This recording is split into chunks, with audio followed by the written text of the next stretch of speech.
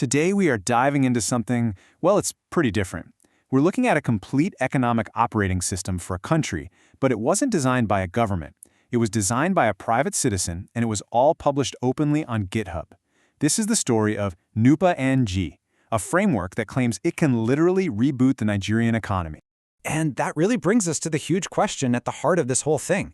It's a pretty radical idea, right? That a set of rules based on private contracts could actually work where decades of public policy have struggled. So let's dig into the source material and see how exactly it claims it can pull this off. Okay, let's start with the problem. This number you're seeing, it's absolutely staggering. According to the document, this is Nigeria's public debt. It's the kind of massive financial challenge that really sets the stage for a proposal as radical as this one. And then you see this. This is probably the boldest claim in the entire framework. It asserts that it can solve that massive debt problem without costing the Nigerian taxpayer a single naira. I mean, it's a promise so ambitious you just have to ask, how could that possibly work? So here's how we're going to unpack this. First, we'll define what this economic OS actually is. Then we'll look at the three big problems it's trying to solve.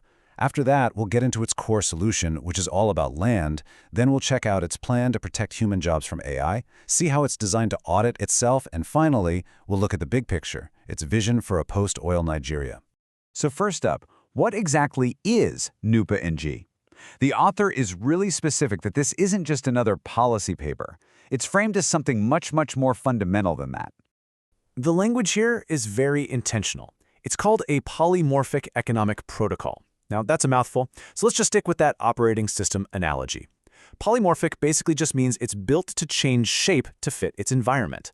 Kind of like an app that looks and works a bit differently on an iPhone versus an Android to make sure it runs perfectly for you. It's designed to adapt to the local community. So for any new operating system to be worth installing, you've got to have some serious problems with the old one. Let's take a look at the specific challenges in Nigeria that this framework was built to fix. The author calls this the Nigerian Trilemma of 2026. So first, there's the fiscal crisis, that huge national debt we saw. Second, the social crisis of JAPA, which is a term for the massive brain drain of talented young people leaving the country. And third, the economic problem the source calls federal leakage, which is basically where national revenue just kind of gets lost or diverted somewhere in the system. Okay, so how does NUPA-NG propose to solve this three-headed problem? The entire system, the whole architecture, is built on one single powerful idea involving one of the nation's most overlooked assets, its land. The core mechanic is called the 80-20 adaptive waterfall. Now, the key phrase here is private contract rule. The idea is to license out idle, state-managed land and then split the money in a way that deliberately bypasses the central government, the exact spot where that leakage is said to happen. And the split itself is incredibly simple. A huge 80% of all the rent generated from that land goes straight to the local community as a direct community yield. The other 20% is called recursive infrastructure, which is just a fancy way of saying it's automatically reinvested into building up the project itself. Roads, power, schools. It's a system designed to feed itself. So let's break that down. The 80% goes into a local community trust. The 20% pays for the hub's own infrastructure. So you're probably asking, where does the government come in? Well, the document calls their benefit a secondary surge. It's this massive new wave of tax revenue from all the new businesses.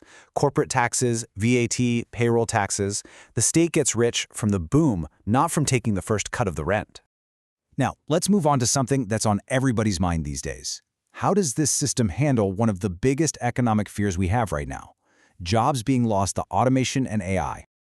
The mechanism for this is called fixed cost arbitrage. Bit of a technical term, but the goal is to create a human productivity shield. It's basically a market rule designed to make hiring a person in Nigeria more profitable for a company than buying a robot to do the same job. So here's how that incentive is supposed to work. It's a pretty powerful trade-off.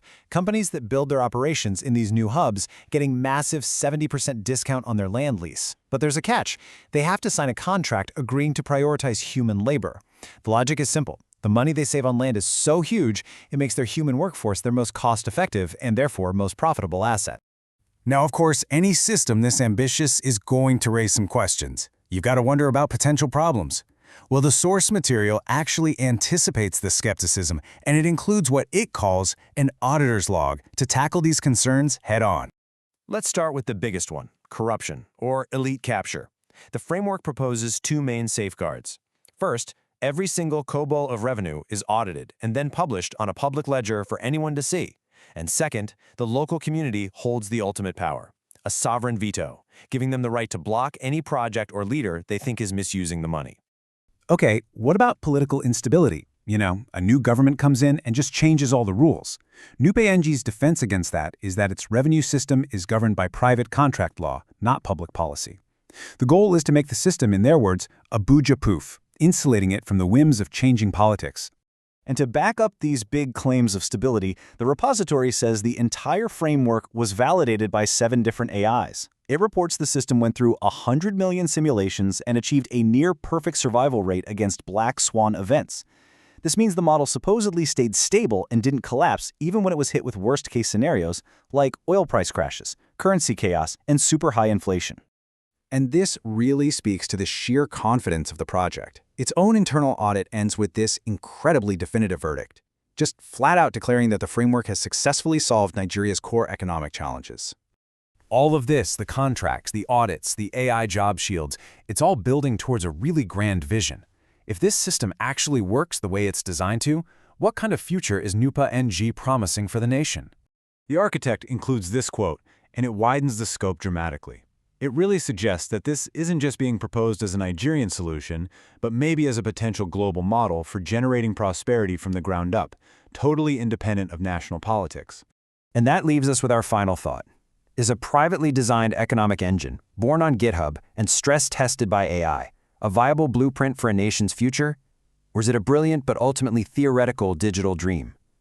The documents are public, so the debate is now officially open.